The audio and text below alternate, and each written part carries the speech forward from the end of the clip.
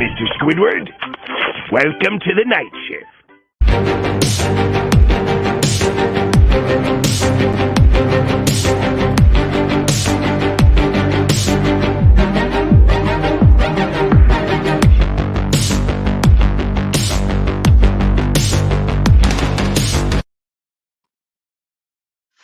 Oh, hey, folks, welcome in to another episode of The Night Shift, a podcast that we have not done in a very, very long time. We are dusting it off, and we are doing it tonight. The Night Shift is back for the first time in what seems like a couple of years, but we are back, folks.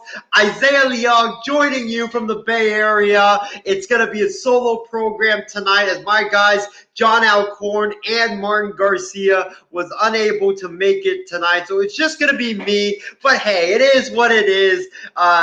I'm just happy to be back here with y'all, talk some sports with y'all, because we had such an amazing day of sports action from college basketball with all the great games in the Final Four, from Gonzaga's epic buzzer-beating win over UCLA. And then we had, MLB action. The Phillies are 2-0 for the first time since, 2015. And I'm so happy as they beat the Braves once again. And just so much baseball going on, so much great basketball action going on. And we've got a lot of drama in the NFL to get to. We've got a jam-packed show for y'all, and we are here to, cover all of it. But before we get into that, though,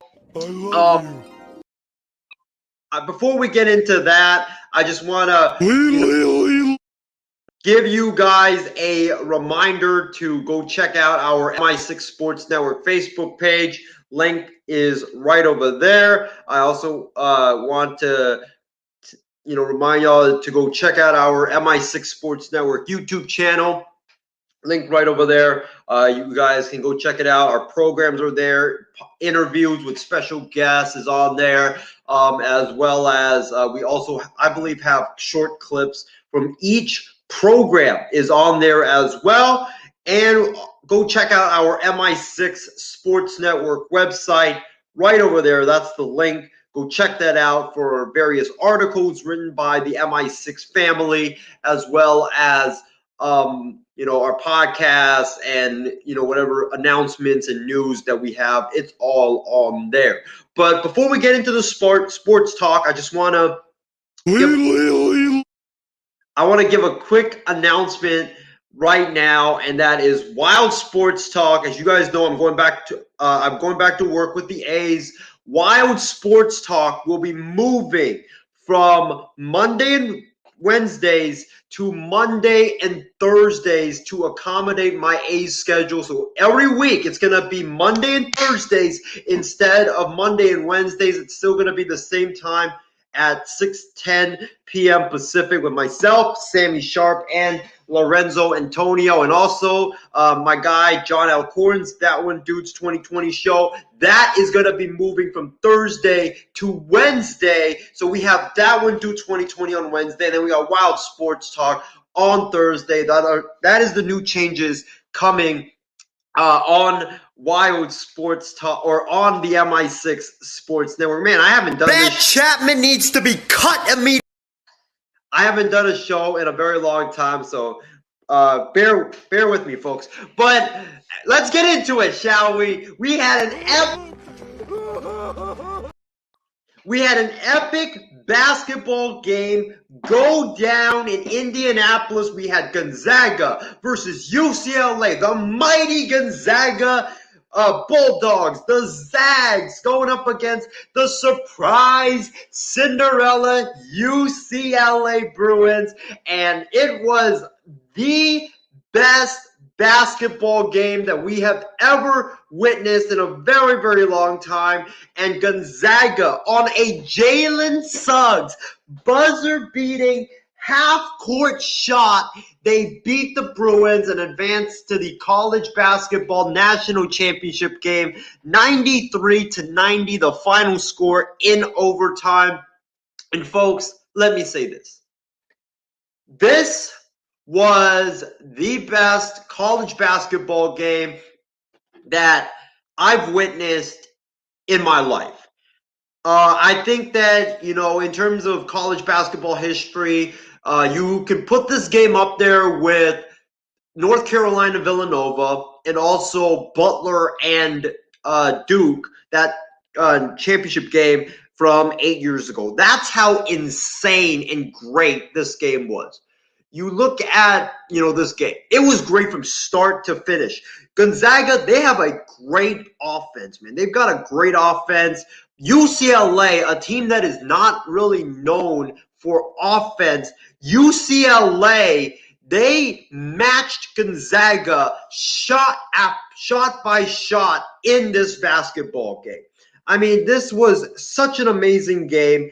I didn't expect UCLA to even come close in this game to Gonzaga, let alone lose by the final buzzer-beating shot. I got to give a lot of credit to UCLA. That team played hard. They played tough. Juzang, I don't know if I'm pronouncing his name correctly, but Johnny Juzang, he was outstanding in this game, and I can't wait to see how he does I can't wait to see how he does in the NBA. But this game had everything. It had great offense, great defense, great coaches matching up, and it had the drama at the very end. And that's why this game, it was just such an outstanding game. Jalen Suggs, man, that was an unbelievable shot. I mean, from half court, he drives it, the full length of the court, half court, just heaves one up, and it just goes in. What can I say? I mean, this is a make or miss sport. That's what basketball is. Basketball is a make or miss sport, and sometimes you make it, sometimes you miss it, and you got to live with the results. And that's what happened in this game. He made the shot. Kudos to him. You can't fault UCLA on anything on that final play. The guy just got lucky. He got lucky. He made the shot. Kudos to him. It was a great effort, and it was a great shot by Jalen Suggs. And Gonzaga's moving on, and I can't wait to see that Gonzaga play Baylor on Monday in the national championship game. But before we move off of this game, right, and go into the Baylor and Houston game, I gotta give Mick Cronin and UCLA a lot of credit.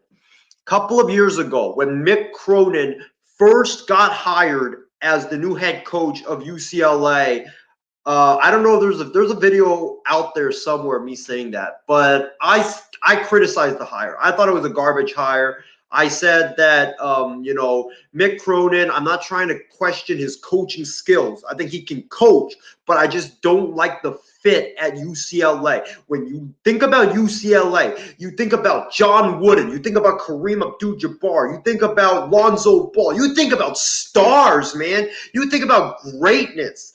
And I thought that Mick Cronin wasn't flashy enough for UCLA. That's why I thought that Mick Cronin wasn't going to succeed. Because you look at Steve Alford. Why did Steve Alford, folks, not succeed at UCLA? Steve Alford did not succeed at UCLA because he wasn't flashy enough. That's why the fans didn't want him. That's why the alumni didn't want him. That's why the boosters didn't want him. And also, he couldn't produce on the court. I thought Mick Cronin, coming from Cincinnati, I guarantee you half of UCLA had never heard of him prior to his hiring. I thought that Mick Cronin at UCLA was going to be an unmitigated disaster, and I'm going to admit it. I was wrong, okay? Mick Cronin has proved me wrong. The guy can coach.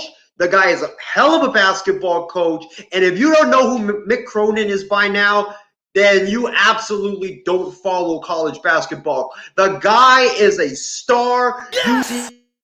The guy is a star. UCLA has the right man on the job. And as a guy that doubted that hire, I'm sorry.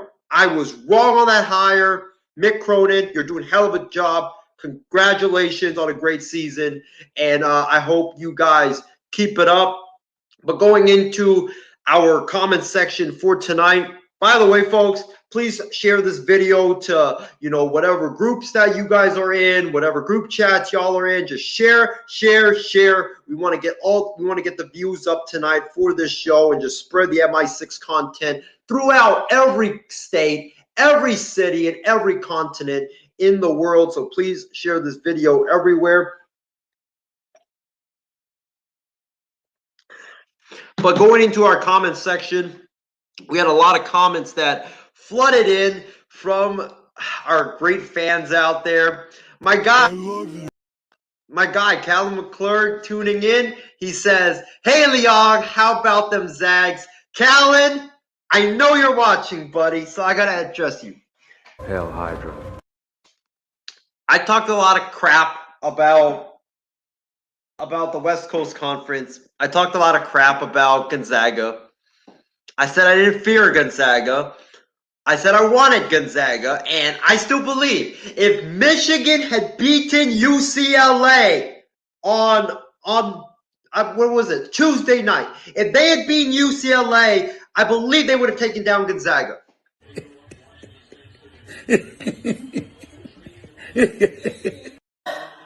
What? Oh my God! But let me look directly into the camera. What the f are you looking at? I was wrong, Callan. The Zags are legit. They are one of the best teams in college basketball. The West Coast Conference, they're a good conference with good competition. And Gonzaga's for real, man. Gonzaga's for real, and they are a hell of a team. Mark Few, great coach. And man, the Zags, year in and year out, they always go deep into the tournament. I know like there's this narrative out there that they always choke, but they're still going on deep runs into the tournament, and you got to tip your hat to Mark Few and the Gonzaga Bulldogs. But going into our next comment, MI6 Sports Network, Phillies are not back. They're a hot pile of baby poop. We're going to address that later because we're going to definitely talk about the Phillies later on in our MLB segment. Callan says, "Hey, Leog, the Phillies are not back." Once again, we're going to address that in our MLB But ladies segment. and gentlemen, here we go. 1, 2. But Callan, so glad that you're watching the show tonight. Really appreciate you for tuning in. Let's see. Callan says, "Hey, Leog, how about the Wolverines? Don't disrespect the West Coast Conference again." Yes, I learned my lesson. Your West Coast Conference is a very talented conference, and I'm never going to disrespect the WCC ever again. Congratulations. Gonzaga's going to the finals, and wishing them nothing but the best in Monday's national championship game. Callan also says Gonzaga gets the revenge on UCLA 15 years later after Adam Morrison's Bulldogs blew a 17-point lead. Yeah, they definitely did, and it was a hell of a game, and I hope that Gonzaga can finish the deal on Monday night. But Adam Morrison, former Laker, by the way, Laker champion as well. Chardot says, "Hi, Isaiah. What's going on, Chardot? Hopefully you are having a great night." Chardot also says, "How's your Saturday night going?" It's going great, man. I had a great day off today after working, the last couple of nights in Oakland, and it's great to have a day off. But I'm all charged up and ready to go back to work tomorrow, so I can't wait for that. Also, Chardot says, "It's so great to see you, bud."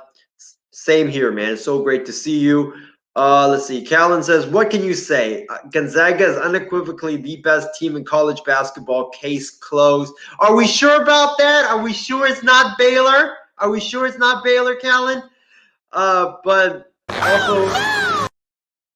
also, Chardot says, "I think Gonzaga is such a great basketball team." Yeah, you got to tip your hats to them. Gonzaga was great. They've been great all season. No wonder why they were undefeated in the regular season. They haven't lost a game yet this season, and they are just a great basketball team. Offensively, defensively, just disciplined, well coached.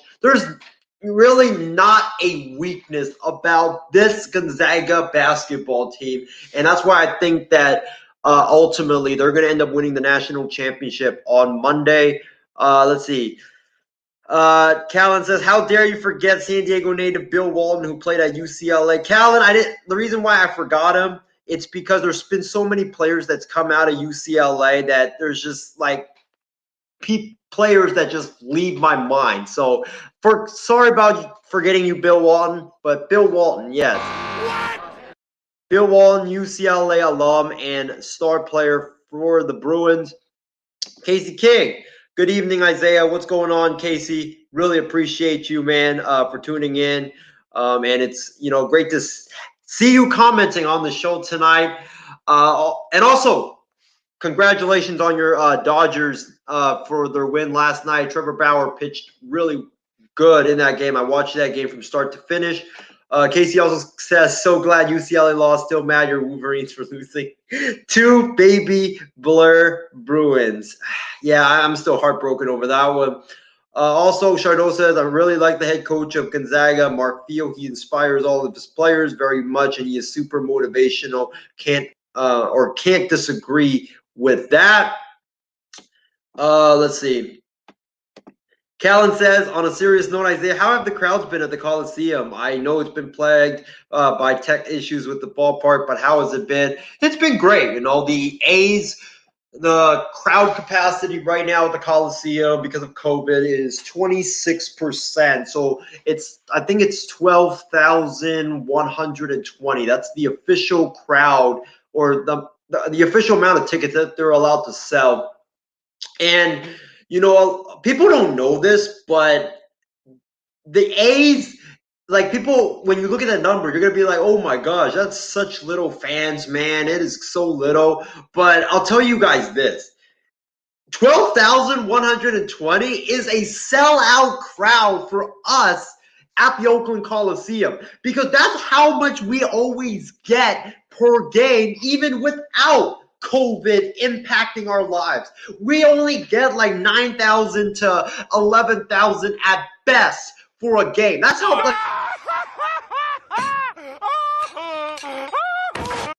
that is how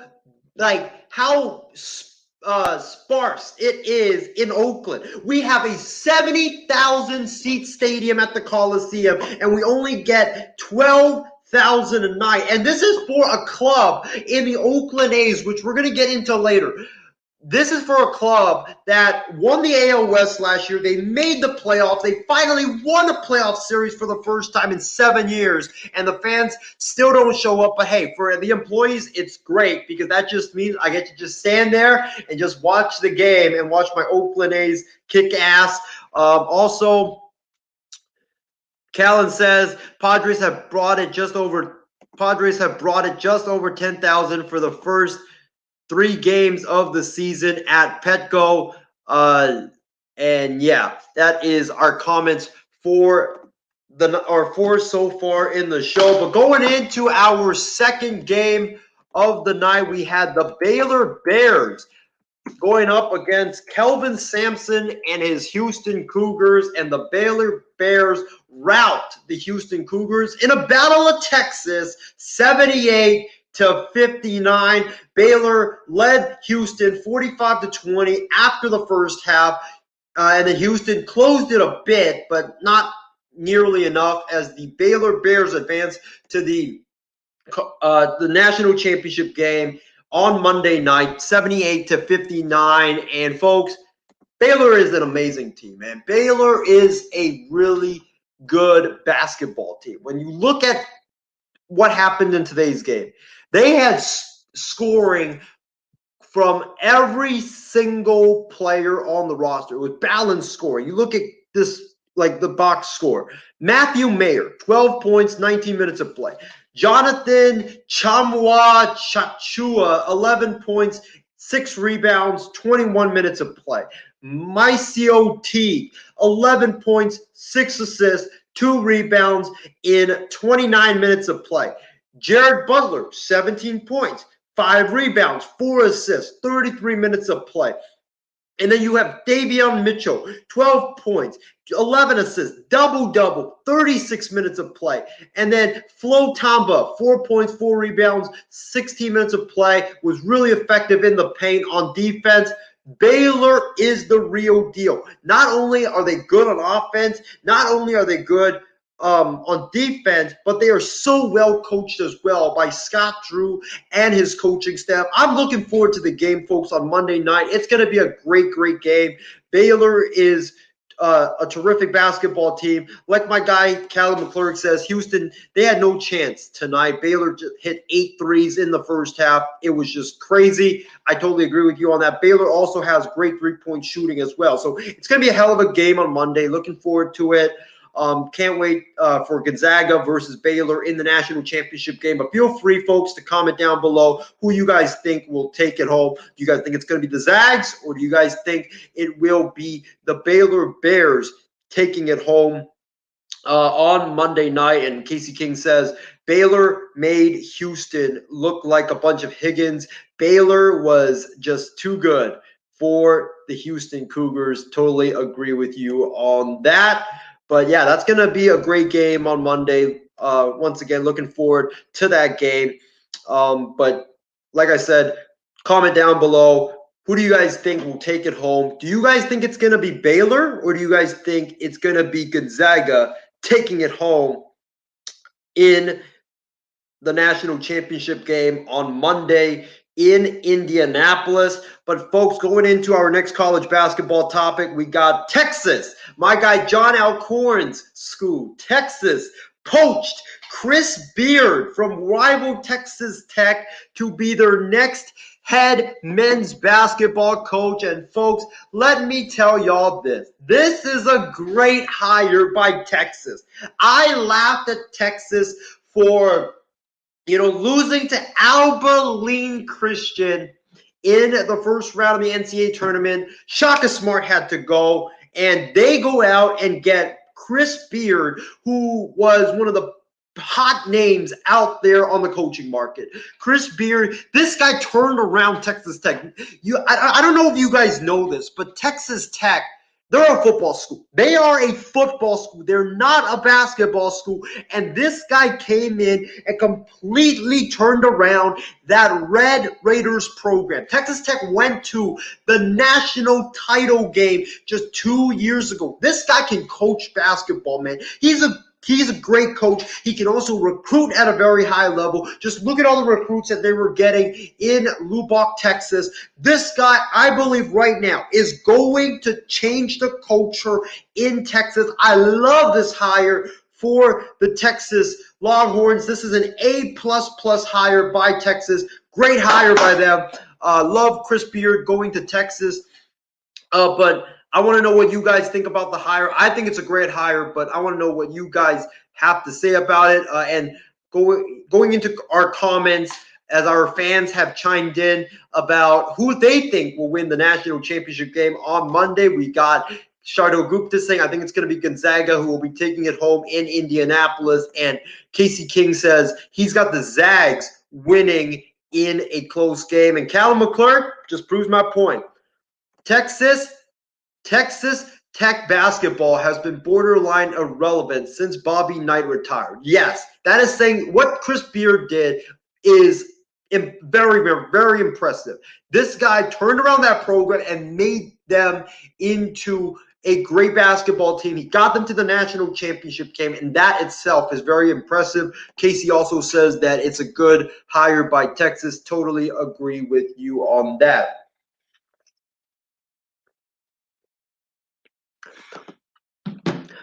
But going into our final college basketball topic for this segment, we have Oklahoma making a very stunning hire yesterday. They hired Loyola Chicago head coach Porter Moser as their new head coach. And folks, I like this hire for Oklahoma. Lon Kruger, who was there for a long, long time at Oklahoma, he recently retired. And Oklahoma, they needed to make a splash to keep pace with Texas. Texas got Chris Beard, so what does Oklahoma do? They go out and get the second hottest name on the coaching market.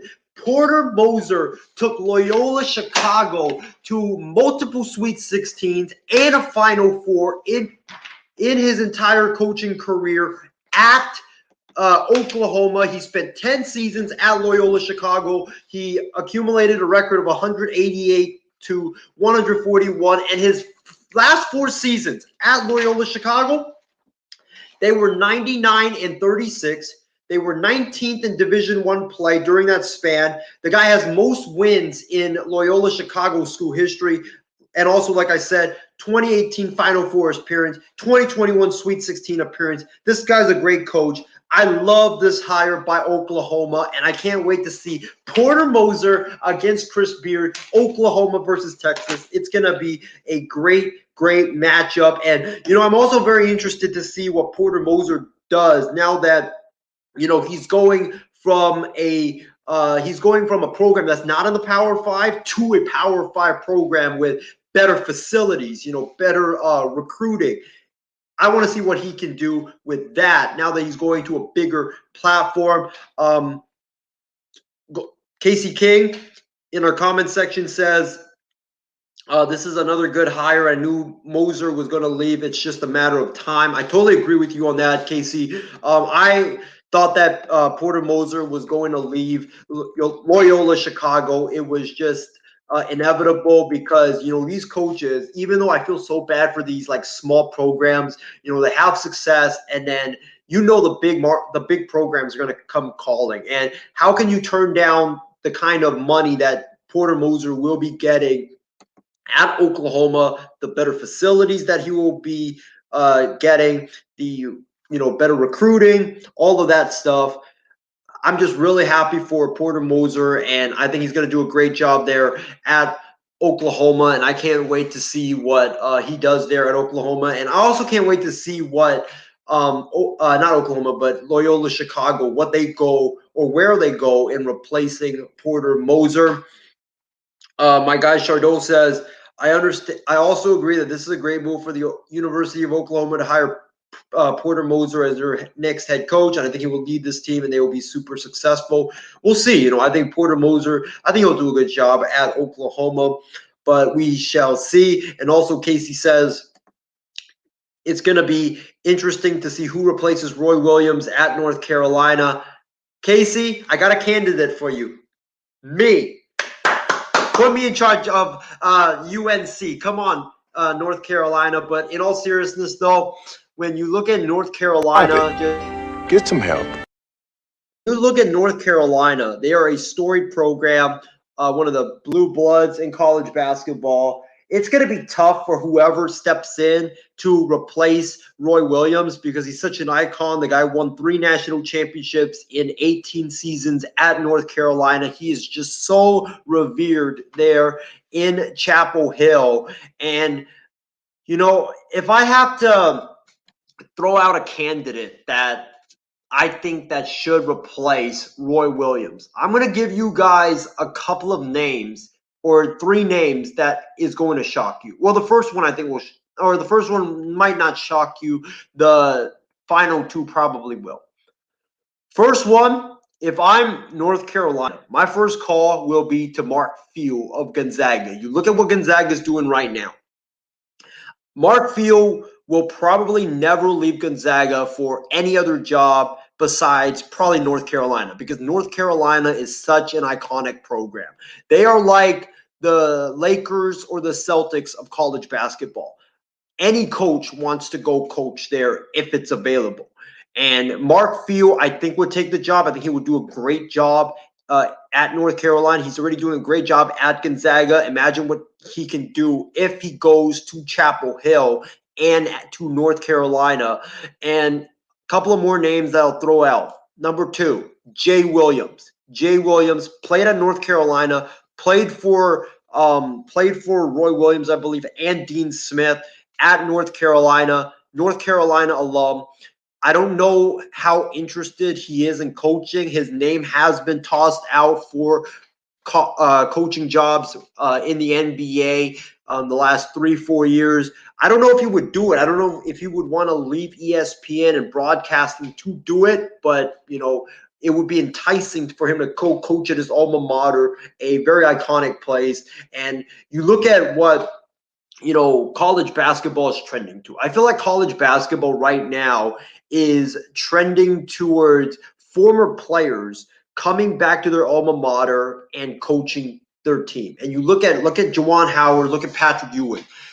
I think Jay Williams could do it. I really do think Jay Williams could do it, but he would have to have, a great staff next to him, like Juwan Howard at Michigan, like Patrick Ewing at Georgetown.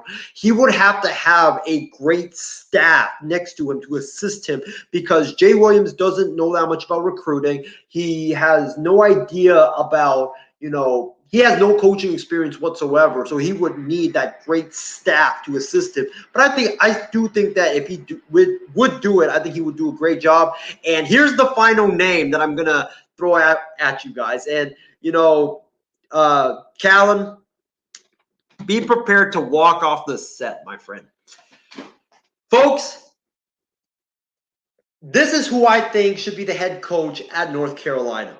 Michael Jordan. Yes, that's. How about no? The GOAT. Get some help.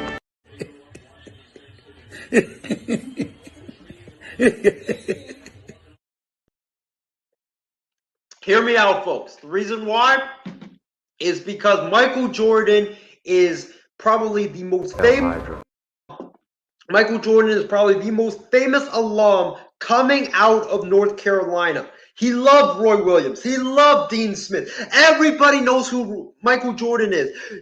If you're a recruit and you have, Sean Miller, all these other coaches recruiting you, and you have Michael Jordan, the GOAT, recruiting you, who are you going to go play for? Obviously, you're going to go play for Michael Jordan. I know Michael Jordan has no coaching experience whatsoever, but the reason why I think he should do it is because he lives in North Carolina. He is an alum of North Carolina. He's the guy that recruits would gravitate, especially 17-year-old, 18-year-old freshmen coming out of college, into college. They would gravitate towards Michael Jordan. Michael Jordan knows basketball. He's got a great IQ. All you just need is put a great staff around him, and I think that he would do a fantastic job at North Carolina. But I don't know, that's just just an out of the box name that I'm throwing out there. But it would be so cool to see Michael Jordan on the sidelines in Chapel Hill. But going into our comment section, Casey King says, Jordan owns the Hornets and no way he goes into coaching.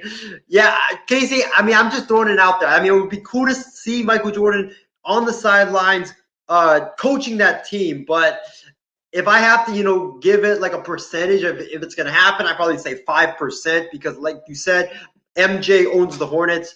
I just don't know if he wants to go into coaching on the sidelines, especially now that he's, I believe, in his 60s. And also, Callan says, no chance MJ takes this job. I've said this for a long time, and speaking from experience, it's difficult to play a sport than try and coach it. Not sure MJ has any desire to coach anyways.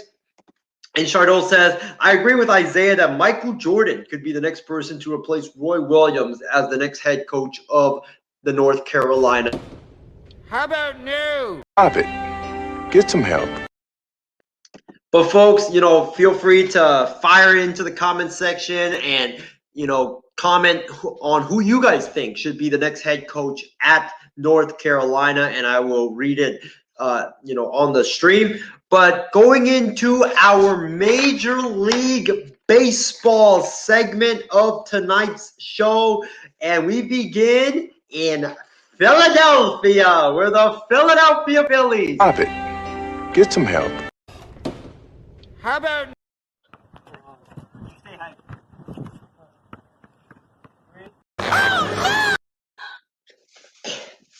my Philadelphia Phillies.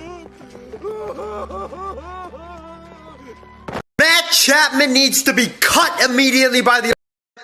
My Philadelphia defeat the Atlanta Braves 4-0 behind Zach Wheeler's incredible pitching and hitting to improve to 2-0 on the young campaign. And as a Phillies fan, I am extremely thrilled. I know it's just 2-0 or 2-0. I know it's just 2 games out of 162, but I don't care. The Phillies have been irrelevant for so many years that now that we're undefeated this time. I love you. Hail Hydra. Now that we're 2-0 to start the season, we beat our most hated rivals, the Atlanta Braves, and not to mention, we are first place in our Stop it. Get some help. It feels Stop so. Get some help. It feels. Stop it. Get some help. It feels Stop so. it. Get some help. John Alcorn, you can put your ridiculous memes and gifs and all you want, and I will stay here until 1 a.m. and say this, but it feels so damn good to see the Phillies. But I'm going to say it right now. Forget. It feels so damn good. I am so happy right now that the Phillies are 2-0. But, you know, about this game,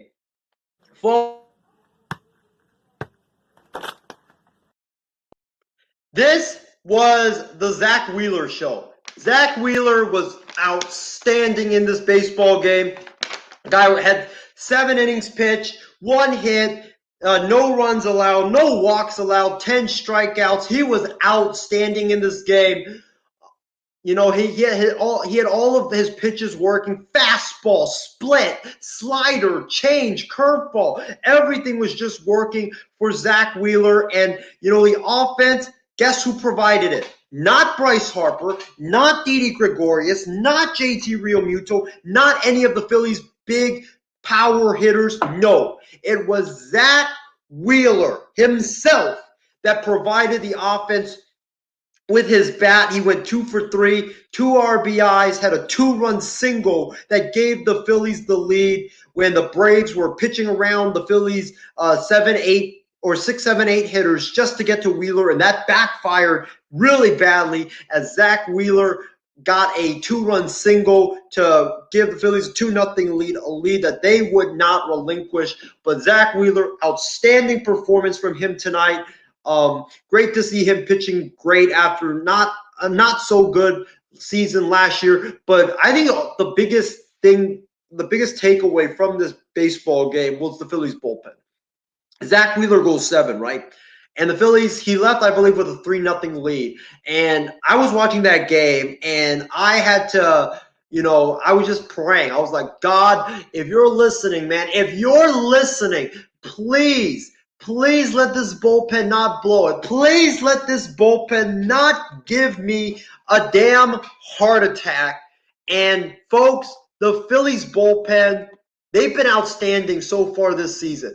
Archie Bradley, great in the 8th. 1 inning pitch, 1 strikeout, and then Hector Neris with an absolute dominant 9th inning. He struck out the side. He had a nasty swing and a miss strikeout of Ronald Acuna Jr. and Christian Pashy, and then Pablo Sandoval looking on a nice fastball that just painted the outside corner. It was a great game by the Phillies starting pitching, Zach Wheeler, the Phillies bullpen, Bradley and Neris, and also Wheeler being the hero of the Phillies offense that I'm pretty sure nobody saw coming. So great to see the Phillies are 2-0. Can't wait to see what the Phillies do tomorrow as they battle the Braves to try to close out that series in Philadelphia. But going into our comment section, Callan says the Phillies are not back. It's been 2 games with a face palm. Also, Chardon, the Phillies should re-sign first baseman Ryan Howard, and I would be super excited.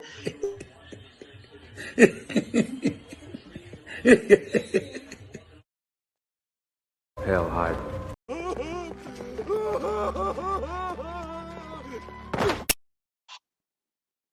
I love you.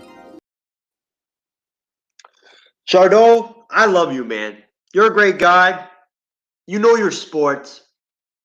But that might be the most ridiculous thing I've ever heard.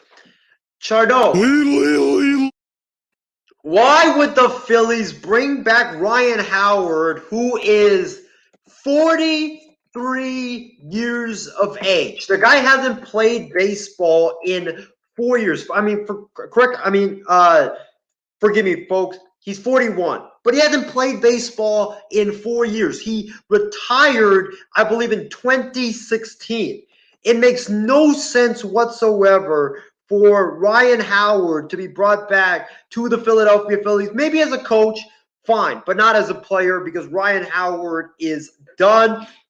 And also, Callan says, hey, Leon, how do you think it feels being a Padre fan? Don't complain to me about playoff droughts or not winning a championship. And also, Casey King says, still early, but Kim. But going into our next topic here of our baseball segment, the Oakland A's. My Oakland A's, the team that I picked. Matt Chapman needs to be cut immediately by the Oakland A's. The A's had runners at third and second with nobody out, and the guy has a 3-ball, no strike. The A's were the team that I picked at the beginning of the season to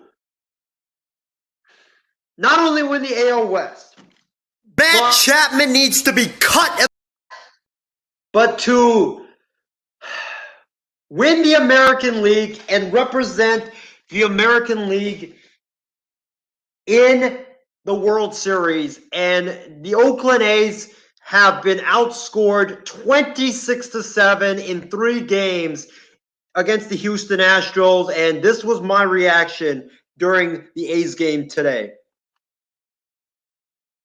Matt Chapman needs to be cut immediately by the Oakland A's. The A's had runners at third and second with nobody out, and the guy has a 3-ball, no strike count. What does he do? 3 straight swings and misses at pitches in the dirt. Pitches that weren't even close. How stupid are you, Chappie?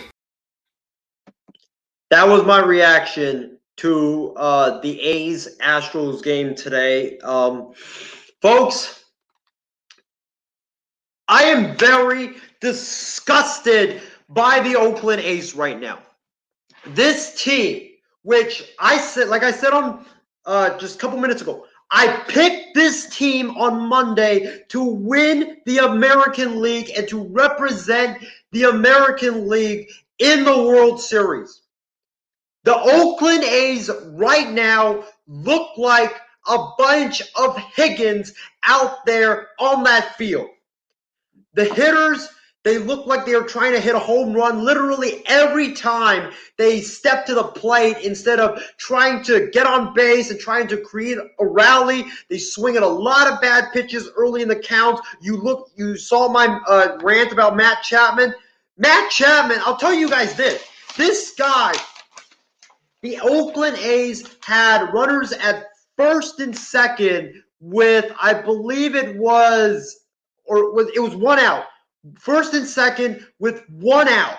And Matt Chapman has a 3-ball, 1 strike count after Lance McCullers Jr., the pitcher for the Houston Astros, had thrown 8 straight balls to 8 A's hitters.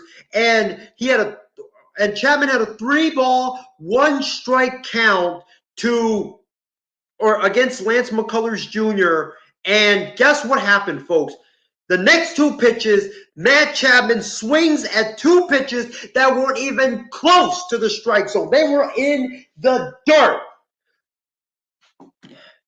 If he had even taken just one of those balls, Matt Chapman would have been walked, he would have been at first, and the A's would have had bases loaded with 1 out and an opportunity to have a huge inning instead of just getting 1 run. That is just what pisses me off. It's the fact that these guys always want to be the hero. They want to be the guy be the superstar. No, we don't need you to be the hero. We don't need you to be the superstar. We need you to get on base. We need you to either, if there's runners on, move the runners over, and we need you to create a rally. We don't need you to hit a damn home run every single play. That is what's frustrating about the hitting approach. It's frustrating right now about what's going on in this season because this A's team, they talk a lot of garbage in the offseason about how they wanted Houston, about how they were better than Houston. And guess what? The Houston Astros have outscored the A's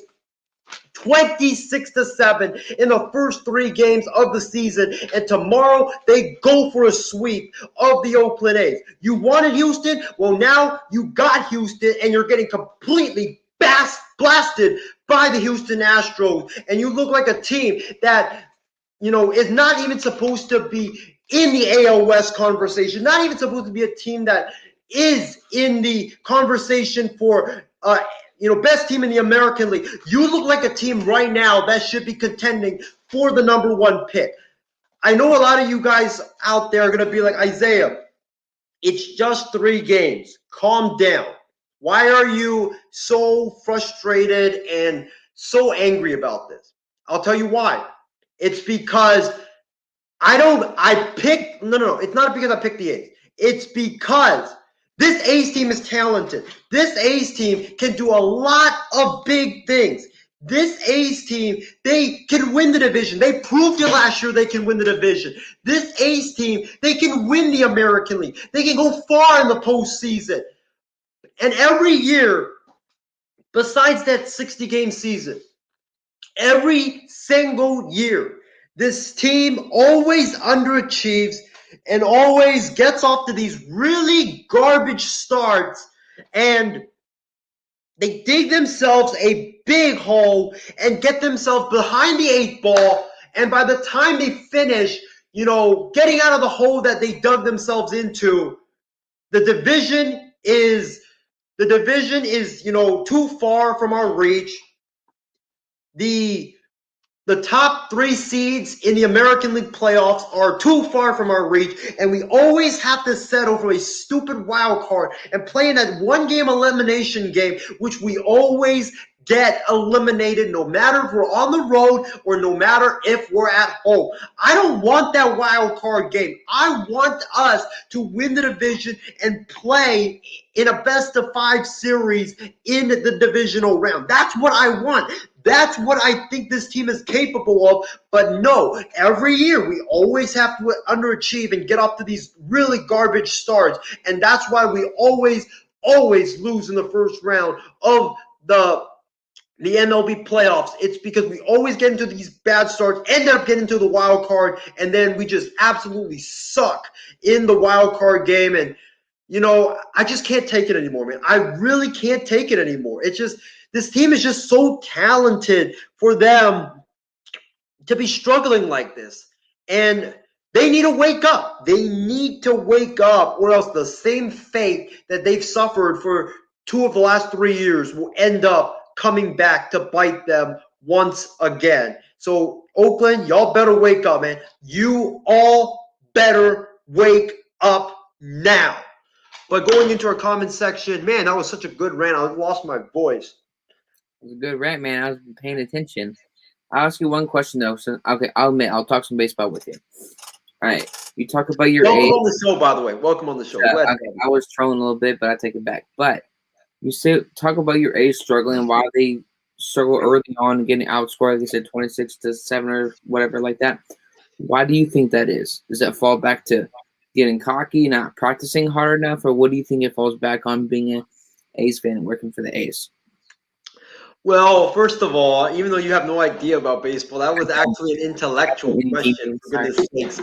I think it falls back on they get down early. Like the first 3 games, they've gotten down, whether it's 1-0 or 2-0, and then they just start pressing. And then they feel like each and every batter feels like that they have to be the hero to tie the game up or either give the A's the lead. And it's just like, bro, we don't need you to be that hero. Just get a rally going. You can easily erase 1-run leads or 2-run leads. I just think it's just the fact that they keep getting down. Maybe if they have the lead, they can change their approach. But every time they get down, it's just the same thing over and over again.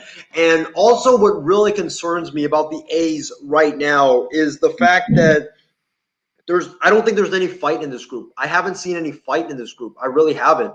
The first 3 games of the season, they've gone down and then they ended up just laying down and giving Houston the win. These aren't the Oakland A's that I'm accustomed to seeing. The A's that I'm accustomed to seeing, they fight. They fight to the very end. No matter how down they are in a game, no matter, like if they're trailing like 7-0 or 5-1 or whatever, they're never out of it. They fight to the very end. And the last 3 games have just been so frustrating because you just don't see the fight from this group that you're so used to seeing. So is it the Phillies or A's that have more fight in them? The Phillies right now have more fight than the A's, which is very surprising considering the fact that the Phillies have not made the playoffs since 2011, and the A's, they've made the playoffs for the last 3 years. So which one's your team? You can't say both. Right now, both. But going into our comment section, Callan says, "Hey, y'all, the only team allowed to swing on a 3-0 is the San Diego Padres. # sorry, not sorry." Callan also says Alex Bregman gives Isaiah nightmares. We're not going to talk about Alex Bregman. The name Alex Bregman is now banned from this network permanently. I believe he talked trash about to his face a couple years ago, and now that he's not a man enough to say to his face and back it up. Thank you. All it is if you're going to talk trash to a guy in sports, at least be able to back it up. And also, speaking of Alex Bregman, to all the Padre fans out there, Callan, and also Casey Dodger fan, Callan, Casey, please tell your franchises to give a monster offer to the Astros and get Alex Bregman out of the AL West. I am so tired of this guy continuously torturing my Oakland A's. Literally every time, before we get to the next topic, every time this guy plays against the A's, no matter how hot he is, no matter how cold he is, the guy looks like the second coming of Babe Ruth out there on the field against the Oakland A's. Please, get him out of my division. I don't want to play Alex Bregman anymore. But going into our final baseball topic for tonight, and that is these San Diego Padres, Callan's San Diego Padres. They win once again. They start 3-0 on this young campaign. The San Diego Padres, they beat the Arizona Diamondbacks 7-0. And it was a great night for Mr. Joe Musgrove, who the Padres acquired from the Pittsburgh Pirates. And, folks, let me tell you guys this. The San Diego Padres are as advertised. They are a really good baseball team. If I had my Slam Diego shirt right now with me, I would come and wear that. But the Padres, they are a very good baseball team. You look at this baseball team right now. They've got the pitching. Yu Darvish, Blake Snell, and then Joe Musgrove today. The lineup, Tatis, Machado, Tommy Pham, Myers, Cronenworth, this rookie, Kim Hae-sung, Mateo. And then you have guys like Jurickson Profar, who is good in a pinch hitting role. The only thing I worry about the Padres, though, is they have the starting pitching. They have the lineup. They have a good manager in Jace Tingler, the bullpen. That's what I'm worried about for the San Diego Padres. They lost Trevor Rosenthal to my Oakland A's. They lost Mark Melancon to the Braves. They lost a lot of bullpen depth, and I just don't really believe right now in the Padres bullpen. And you need a good bullpen in order to win in baseball. You have to have a good bullpen. You look at all the World Series champions from the past like 10 years, they all had great bullpens. You have to have a good bullpen in order to win in baseball. That's the only thing that worries me about this San Diego Padres team. But if the Padres can keep hitting home runs and pitching very well, I mean, they don't even need a bullpen. They can just win like 8. They can win 8-0 or 7-3 or 10-1 or whatever like that. Maybe they can win that way. And Callan has a correction for me. No, we got Melancon from Atlanta. That's right. You guys got Melanson from Atlanta. My bad. I said Melanson went to the Atlanta Braves. And also Callan says, nah, we got El Nino at shortstop for the next 14 years. We're good. You can get Bregman as your DH. Get Bregman as your DH. And, the rich can get richer while you guys get him out of my division. Bregman, if you're in this, whatever, Isaiah Leon, y'all need to have a conversation on DMs around the phone. That's all I have to say. We're going into the NFL where the 49ers, there was a report that came out yesterday. The 49ers reportedly won a first-round pick for quarterback Jimmy Garoppolo if they do, in fact, were to trade him. Mike Girardi from ESPN reported that. Folks, my take on this is that, and John, I know you're absolutely going to go ballistic when I say this. The 49ers are not crazy when they're asking for that. They absolutely should get a first-round pick for Jimmy G. And the reason why I say this is because quarterbacks are a premium in the NFL. You look at Matthew Stafford, he got 2 first-round picks. Carson Wentz, he got 1 first-round pick. And Carson Wentz is not even that good as Jimmy G. Jimmy G, yeah, he should get a first-round pick. You're done with Jimmy G. Which one is it? Jimmy G deserves, if you're going to trade Jimmy G this year, you deserve to get a first-round pick back in return. I'm not saying you're going to get a first-round pick from this year's draft, but I'm saying you need to get a first-round pick for Jimmy Garoppolo. Because when Jimmy Garoppolo is healthy, you look at Jimmy Garoppolo's stats. I know everybody keeps dogging on Jimmy G and saying like, oh, Jimmy G is not that good. Look at Jimmy G's stats, folks. 3,978 passing yards, 27 touchdowns, 13 interceptions. This season, in limited action, 1,096 yards, 7 touchdowns, 5 interceptions. I know the guy, he's not going to win a Super Bowl. The guy absolutely does, however, deserve to get traded for a first-round pick. And if you get nothing less, John Lynch and Kyle Shanahan, you would be absolutely fleeced in a future Jimmy Garoppolo trade. But go ahead, John. First of all, if there's any dumb franchise out there that would give a first-round pick, you deserve to be fired on the spot. You are the same guy that said you were done with Jimmy Garoppolo. That you don't care if they release him or trade him. And now all of a sudden you're saying, oh, we can get a first-round pick, saying that you – and first of all, I don't believe this report. This is a bunch of bullshit. It's just something that clicks and views. It's not going to happen. They wouldn't be that dumb to think they could get first-round pick for him. You're basically saying if you think you can get a first-round pick for Jimmy Garoppolo, that's like saying, let's look at other quarterbacks. That's like saying you can get, like, any team would trade for Nick Mullins. Oh, wait, he's free agent because no team has picked him up. Sorry, buddy. That's like saying Drew Lock, you get a second-round pick. It's not going to happen, folks. The delusion of this guy right here, other way, whatever, is insane. I don't know who would ever believe this report. It's the same thing, but, oh, Russell Wilson's going to get traded. It wasn't going to happen, folks. And if anybody, any franchise, especially you, Mr. Elway, because you've done some pretty dumb things at the quarterback position, will be dumb enough to trade a first-round pick for him, you deserve to get fired, John Elway, on the spot. Number 2, I don't believe this report at all because it's just to get clicks and views. That's it. Go ahead, Mr. Elway. Trade the 49ers a first-round pick. We would really appreciate it. What's the Broncos pick this year? Isn't it like 10th? It is 9th, 6th, or is it? So. We would appreciate number 9. We would appreciate number 9. And also Chardot says Jimmy Garoppolo will not leave the San Francisco 49ers, and he will definitely be a starter in the 2021 season, and he will win a Super Bowl next year. No. I don't know what to say to this because Chardot, Jimmy G is done. I'm sorry to tell you this. I know you have a Jimmy Garoppolo jersey in your closet, but Jimmy G is done in San Francisco. There's no way you have a rookie. You trade all those picks for the number 3 pick to get the rookie, and you're not going to move off of Jimmy G, and you're going to trade the rookie in like the next 2 years. That's not going to happen. The rookie will be the new quarterback of the Niners, not Jimmy Garoppolo.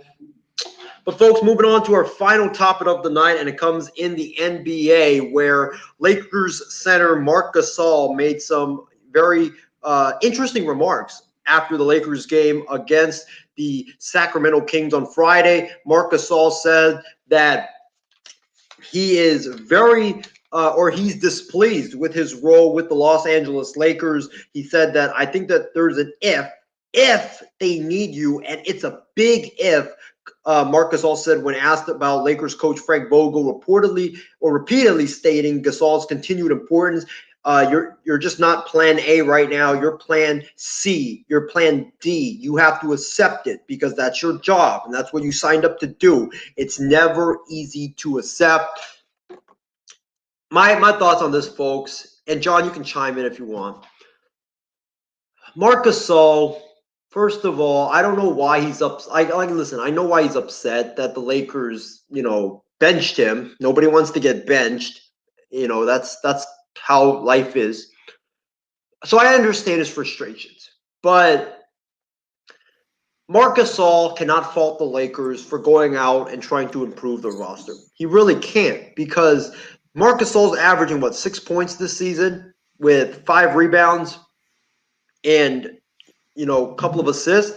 That's not what the Lakers expected when they signed him to that 2-year, I believe it was 2-year and $14 million contract. That's not what they expected from him. They expected more from Marc Gasol, and they gave him half of the season to go and show them what he's got, and he showed them that he's washed. He showed them that, he's not the Marc Gasol from Memphis, and not even the Marc Gasol from Toronto. He is a washed-up basketball player, and Marc Gasol, I know he's frustrated because nobody wants to get benched, but he shouldn't be having any gripes about the Lakers signing Drummond and starting Drummond over him. The Lakers, that organization, Rob Pelinka, has a duty to improve the Lakers roster at every angle. And that's what he did when he signed Andre Drummond.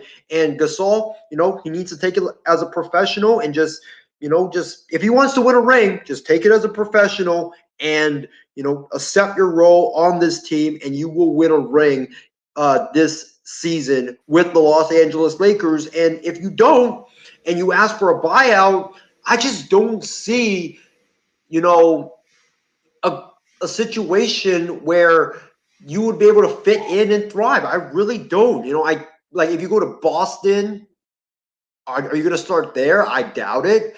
If you go to Miami, you're definitely not going to start there. If you're going to go to Brooklyn, you're not going to start there. There's just not that many teams that are contending for a championship right now that have a vacant starting center opening. There's just none. And Marc Gasol, this is the best opportunity you have. You can win. The Lakers, I think, are going to rotate the centers between Drummond, Gasol, and Montrezl Harrell. You just got to accept your role, and you just got to, do what the Lakers ask, because I think right now this is the best situation for you. This is the problem. I think, first of all, they clearly, Marc Gasol needs to give the Lakers all the money back because he basically committed fraud. This is the wrong Gasol brother that they got with the Los Angeles Lakers here. Folks, and this is the thing about swallowing pride. This is why we talk about it in football and basketball and any sport. This is what made Ginobili so great. This is what made Larry Fitzgerald later in his career so great. This is what made Frank Gore continue what he did so great. Adrian Peterson, guys in the NBA that were doing so great. This is the reason why Vince Carter still played so many years in the league, and he still got talked about because he knew his role. And folks, this is not necessarily a bad thing. You had your years, and you knew signing that 2-year deal, you weren't going to be like an Andre Drummond or whoever else is on the Los Angeles Lakers right now. This is about pride and ego, and your ego being bigger than Peyton Manning's forehead here. I understand what you did with your previous franchises, but the fact is you're with the Lakers now. You knew what you were going to do. Do you care more about – and I hope you ask yourself this right now, Isaiah. Do you care more about winning or about being right? Because sometimes in life we want to be right in an argument, but then in the end, we're not happy, and then we feel instant regret. Man, you just got to Know your role, and that's not a bad thing. We all have roles here on the MI6. You have your role, bro. You're solid in the NBA with Los Angeles Lakers. You know your role. You knew what was going to happen. That's like me going to apply for a terrible job somewhere, and I applied to be whatever, and then I complain about that job, that I'm not the manager. Well, you apply for a low-level in job with no way of leveling up. It just doesn't make sense. You got to be able to swallow your pride, dude. This is what you have to do, especially when in your older years in the NBA. You thought it was easy for Vince Carter for that many years now, averaging that many points and doing what he used to do with Toronto and all those, what he did? You think that was easy, Isaiah, for him? But he knew his role. He swallowed his pride, and this is the difference between a kid and an adult. Swallow that pride. Swallow the ego, man. You know what you did was great, but sooner or later, man, you got to make room for the next people to do their thing, just like with Andre Drummond coming to the Lakers. But swallow your pride and swallow your ego, man, because you could be burning a bridge, not just on and off the court, but potential friendships with not just the Lakers, but the NBA. And John, it's just easy. Like I know, I'm not saying like it's easy, but it sounds easy, but it's one of those where it's harder to do, but you got to come to terms with it. Vince Carter did years ago. No, what I mean by easy, when I say that word, is that it's easy why the Lakers benched Gasol. Gasol isn't producing. He's not producing. Professional sports is a business of production. You have to produce if you're going to keep your job. If you don't produce, you can't get mad at your employer for bringing someone else that is better than you to produce. No, you can't fault the Lakers for going out and getting Drummond, who's better than Gasol, because they literally weren't getting any production from the center position. John, just look at Gasol's stats. 5 points per game, 4 rebounds per game, 3 assists per game. Is that any quality production to you? No. Exactly. So I don't know why Gasol is even complaining right now. I know he's frustrated because nobody wants to get benched, but you can't fault for the team for trying to improve the club. But going into our comment section, Callan says, as someone who's had the same injury that Andre Drummond has, one that leads to losing a toenail, those are extremely painful and they never go away. I'm still dealing with them 8 years later. Yeah, I agree with you. It looked really gruesome on, I believe it was Thursday when he suffered that injury. And also Ishmael says, should Marc Gasol ask for a buyout? If he wants, go ahead.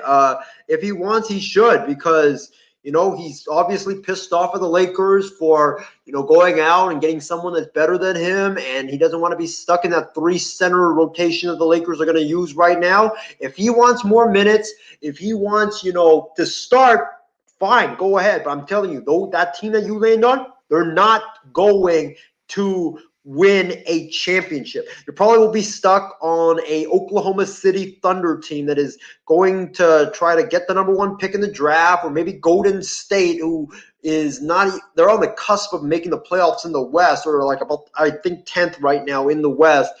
You're going to be on a garbage team. That's what you're going to be if you ask for a buyout. There is no contender I can guarantee that will sign you.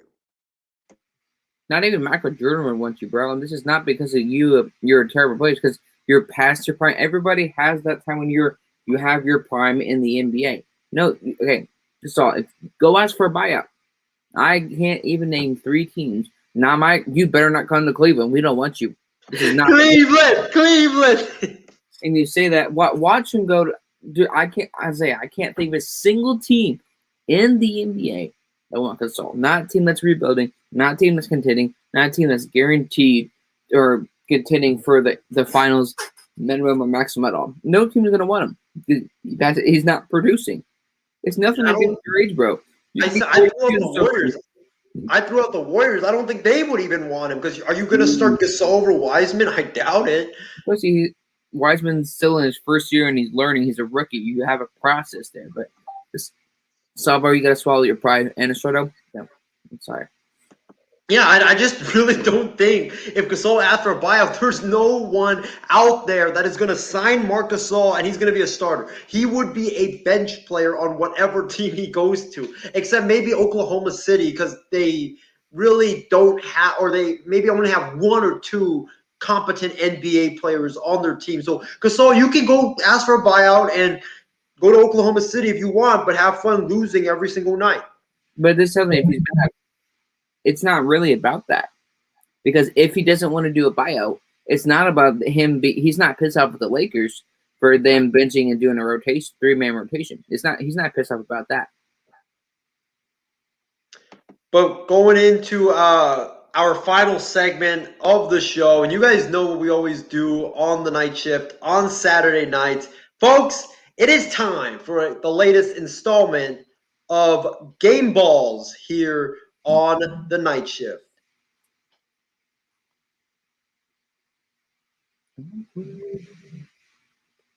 Unfortunately, I don't think we have the Game Balls segment introduction. I don't know what happened to it, but we'll just do it right now. You guys know what Game Balls are. If you guys aren't familiar with it, it's me and John. Since you're here, John, it's me and John. We just recognize either a player, a coach, or an executive for a great performance this week.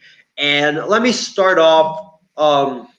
With my game ball that I'm going to give to. I know it's supposed to be this week because I really wanted to recognize Kyle Shanahan and John Lynch for saving me from having to watch another year of Jimmy G as the quarterback of the Niners. But we can't do it because that happened 2 weeks ago. So it has to be this week that you give your game ball to. And folks, the game ball that I'm going to give my game ball to, Zach Wheeler, pitcher for the Philadelphia Phillies. He absolutely deserves it. The guy had an outstanding performance on the mound, 7 innings, 1 hit, no runs, no strikeouts, 10 Ks, and then he chipped in with his bat. You know how rare it is for pitchers to, do well with their bat? Pitchers don't really do well with the bat unless you're Madison Bumgarner. But Zach Wheeler chipped in 2 for 3, 2 RBIs, gave the Phillies a great win, and now they take the series over the Atlanta Braves, and they're now 2-0 for the first time in a long time. Zach Wheeler, my game ball goes to you. How about you, John? Who's your game ball going to tonight? My game ball goes to the Oakland Athletics for making Isaiah get frustrated time and time again. I mean, this team is like, did they sign a contract with Comedy Central or SNL? Because I'm trying to remember, are they legally counted as a baseball team? But I want to thank the Oakland Athletics for of course, obviously, Isaiah getting an opportunity to work there, but also giving us plenty of content for an Isaiah roast chess. But I also want to thank the Oakland A's for basically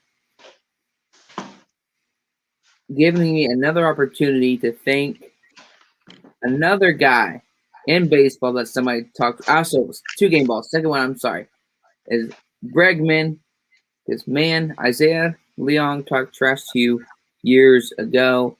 But thank you both so much. Those are my 2 game balls for plenty of content for an Isaiah roast and just getting to embarrass Isaiah just a little bit. Those are my 2 game balls. After the show is over, I'm signing an executive order as one of the command people of the MI6 network that we are banning the use of Alex Bregman's name Alex Bregman from the MI6 Sports Network. But Alex Bregman is now going to be banned from being used on the MI6 Sports Network. So that order is coming shortly. But folks, it's been a great show. A lot of college basketball, a lot of NBA, a lot of Major League Baseball. So Callum McClurg, his game ball to the San Diego Gulls, who swept the 4-game homestand with a 7-3 win on San Jose over the San Jose Barracuda. And Callum, thank you for beating the San Jose Sharks affiliated team, because the Sharks, they're complete garbage, and the Barracuda garbage as well. That's why I don't follow hockey anymore, folks. And also Callan says, and one last game ball to a former teammate of mine, Joe Musgrove, who made his first start for his hometown Padres in their 7-0 shutout win over Arizona. The Padres, they're amazing, man. They're a really good team, and I can't wait to see what they do moving forward. But, folks, it's been a great show, but it's now time for tonight's final thoughts.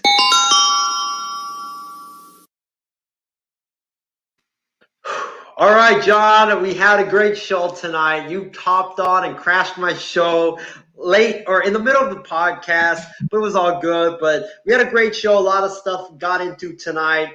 And also we had that big announcement that we threw out in the beginning of the show where Wild Sports Talk will be moving from Monday and Wednesdays to Monday and Thursdays. And your show that I want to do 2020 is going to be on Wednesdays now instead of Thursdays.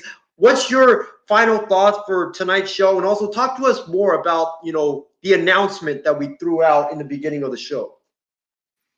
Final thoughts again. Thank you to the Oakland A's and Mark Bregman for just making an announcement that if you're going to talk trash to a professional athlete, at least be able to back it up. But of course, final thoughts is the announcement is, folks, for now, pretty much every single weekend, the shows, Alex Bregman, sorry, woo, like I watch baseball. So, but folks, shows are going to be every single Saturday for now.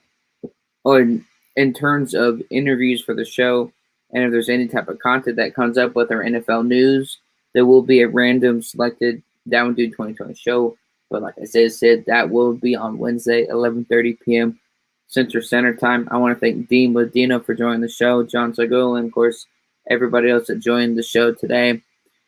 Thank you all so much. And Isaiah, it's always good to troll you, to mess around with you just a little bit, man. Hail Hydra.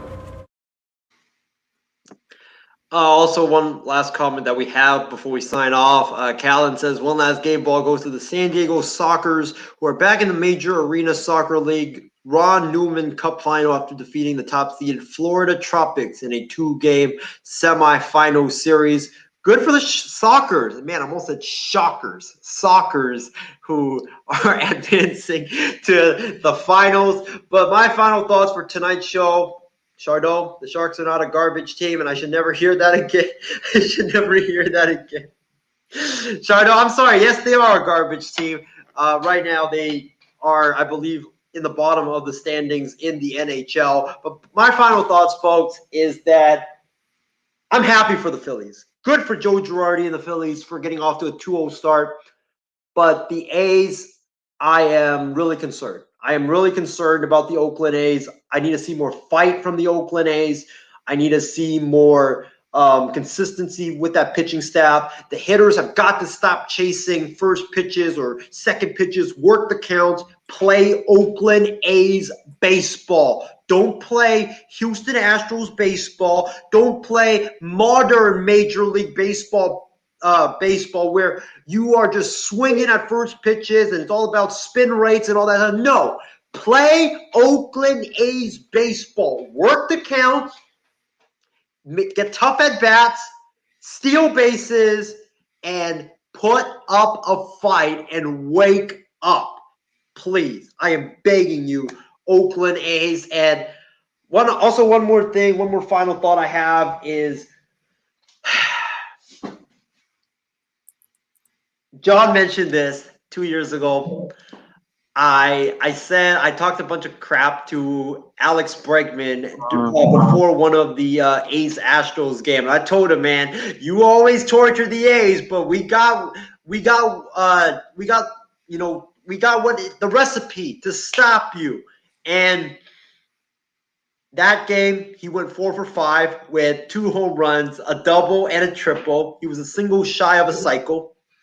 And ever since then, the guy's been torturing me and my Oakland A's. It's like he has a personal vendetta against me. But Alex Bregman, if you're watching the show, man, I'm sorry for all the trash that I talked to you. It was a stupid mistake. It was a foolish mistake. And Bregman, I know you have a podcast. And I went on your podcast website, and you guys have a form that if you want to be a guest on Bregman's podcast, you fill out that form and you can send it in, and you can be considered to be a guest on his podcast. Let me be a guest on your podcast, and we can iron out, all the harsh feelings that I, created back a couple of years ago. And Chardot, I love Alex Bregman. Shardo, just stop, man. You just don't like the Oakland A's, and you want to see me get pissed off. But it's been a great show, folks. Want to thank Shardo. Want to thank Callan. Want to thank Casey King, as well as Ishmael, and also I think we also had one more person tune in. I'm trying to look in the comments. No, but it's been a great show. Really appreciate all of you guys for tuning in tonight. Hope you guys all have a great rest of your night, and we will see you guys back on here on the MI6 Sports Network on Monday for Wild Sports Talk. I won't be there for Wild Sports Talk on Monday because I got to go work the A's-Dodgers series, but there will be a replacement filling in for me. Can't wait for Wild Sports Talk on Monday. Stay safe, folks. Stay healthy, and have a great rest of your night.